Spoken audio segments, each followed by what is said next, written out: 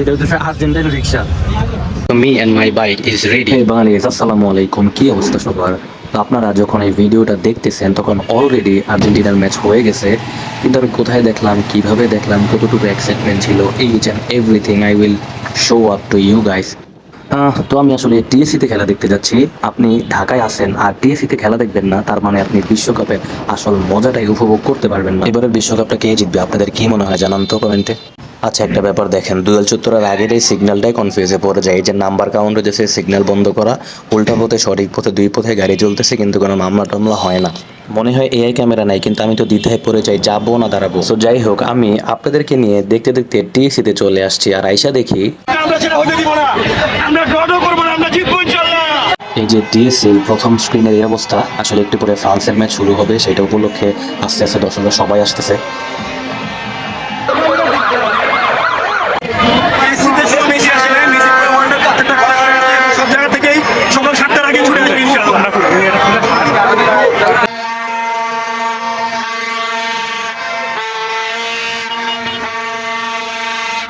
আর্জেন্টিনার ম্যাচ সকালবেলা, কিন্তু উন্মাদনা শুরু হয়ে গেছে রাত থেকেই। টিএসসিতে কিছুক্ষণ ঘোরাফেরা করে বন্ধুর সাথে চলে যাই জগন্নাথ হলে। এই হলে ফ্রান্সের ম্যাচ একটু পরেই শুরু হবে। এখানে আমরা সবাই মিলে ফ্রান্সের ম্যাচটা উপভোগ করব। তো আমার বাইকটা জগন্নাথ হলের পার্কিংয়ে রেখে আমরা চলে যাই ম্যাচ এনজয়ের জন্য কিছু খাবার কিনে নিয়ে আসতে। কোকলো আর হলো ডিউলো।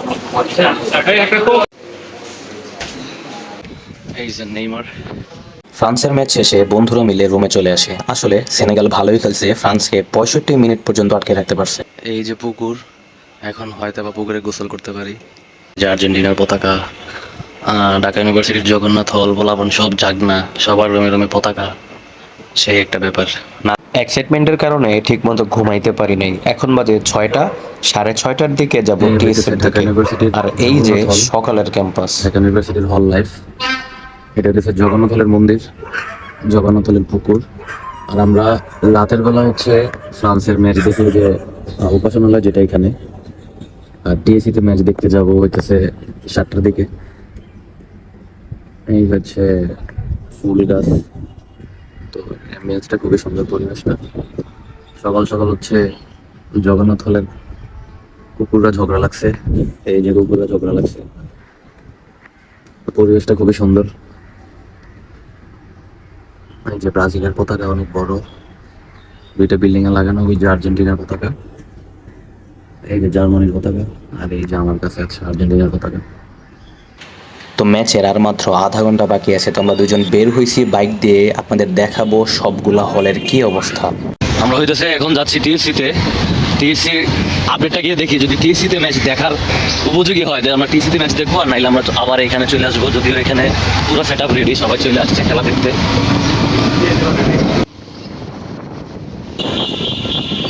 আসলাম টিএসসিতে, মনে হইতেছে প্রচন্ড পরিমাণে ভিড় হবে এখানে, হয়তো দেখতে পারবো না।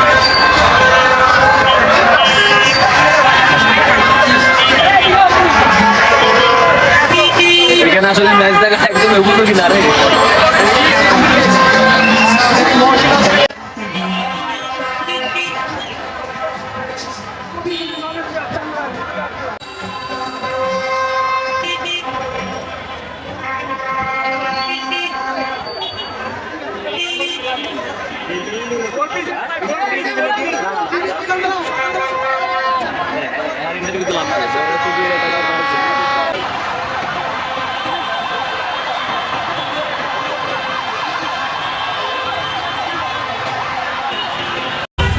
টিএসসিতে হইতেছে প্রচন্ড পরিমাণে ভিড়। এখন আমরা যাইতেছি হচ্ছে মহসিন হলে, দেখে আসি ওইটার কি অবস্থা।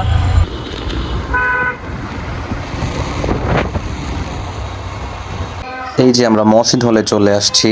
মহসিন হলের আয়োজনটা অনেক বড় হয়, কারণ এখানে মাঠটা অনেক বড়। তো ম্যাচ এখনো শুরু হয়নি, মানুষ দলে দলে সবাই আসতেছে। হইতেছে আমেরিকার প্রথম ম্যাচ, এই জন্য উদ্বোধনী অনুষ্ঠান আরেকটা হইতেছে। এই হচ্ছে মহসিন হলের অবস্থা। এটা হইতেছে আর্জেন্টাইন রিক্সা। মনে হয় না এখানে দেখবো। এই যে এখানে কাদা, আর এখানে অনেক বেশি ভিড় হবে, অনেক বেশি মানুষ হবে, সেই হিসেবে স্ক্রিনটা ছোট হয়ে যায়।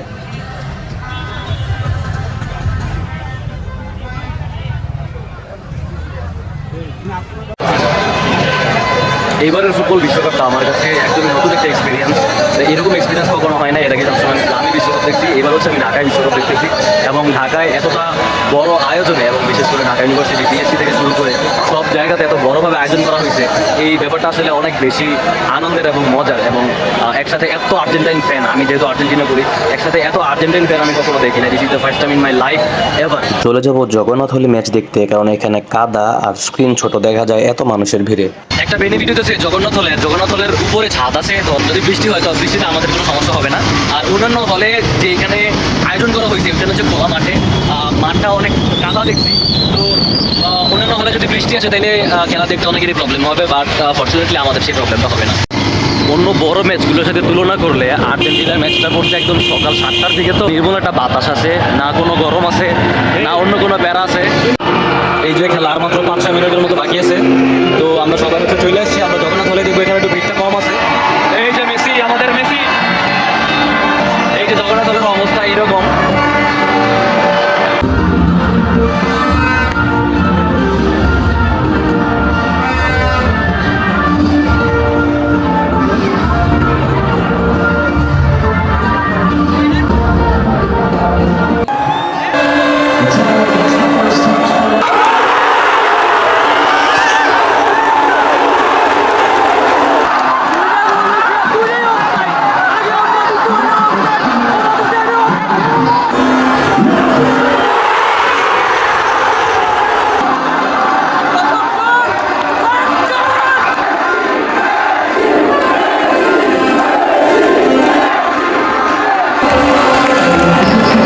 তো এখন হচ্ছে হাফ টাইম, আর হাফ টাইমে রিয়েলাইজ করলাম এখানে এসে খেলা দেখাটাই আমাদের সঠিক সিদ্ধান্ত ছিল।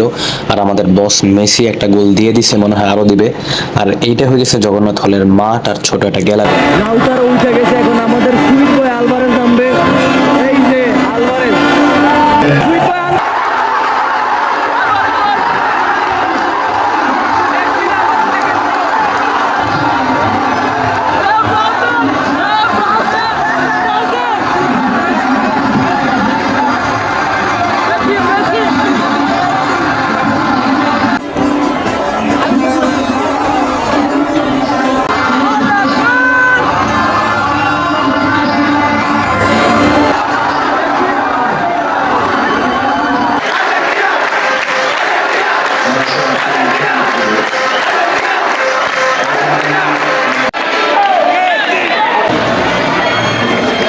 তিন গোল, তিনটে দিয়েছে Messi. This is the first hattrick of Messi in the World Cup. আমি প্রেডিকশন দিছিলাম 3 গোল, একটা মেসি প্লাস একটা অ্যাসিস্ট, একটা লাউতারো, একটা আলভারেজ। কিন্তু মেসি এমন নাদান বের হবে কে জানতো। তো ম্যাচ শেষে আমরা কিছুক্ষণ রেস্ট নিয়ে এখন আসলে নাস্তা খাইতে চলে আসছি। কোকটা ভিডিওতে সেই সুন্দর লাগতেছে, 7 হইলে ভালোই তো আজকের জন্য। ম্যাচটা আসলে এতটাই দুর্দান্ত ছিল যা বলার ভাষা নাই। আর মেসির মনে হয় এইটাই বাকি ছিল ওয়ার্ল্ড কাপ হ্যাটট্রিক করা। তো কিছুক্ষণ শুয়ে থেকে বন্ধুদের বিদায় দিয়ে আমি রওনা হচ্ছে আমার বাসার উদ্দেশ্যে। তো দর্শক, আপনাদের কি মনে হচ্ছে আর্জেন্টিনার এমন পারফরমেন্সের পরে আর্জেন্টিনা কি আবারও বিশ্বকাপ জেতার দাবিদার নয়? আপনারা জানাতে পারেন আপনাদের মতামত কমেন্ট বক্সে। এই হলো সকালে টিএসসির অবস্থা। এটা হচ্ছে বাংলাদেশের প্রাণকেন্দ্র, এখানে সব সেলিব্রিটিদের পাওয়া যায়, এখানে সেলিব্রিটিরা এসে ম্যাচ দেখে। এই জায়গাটা একটা ট্রেন্ডে পরিণত হয়ে গেছে যে ম্যাচ মানে এইখানে এসে দেখতে হবে। তো অবশেষে শরীরের টায়ার্ডনেস নিয়ে চলে আসছি বাসায়।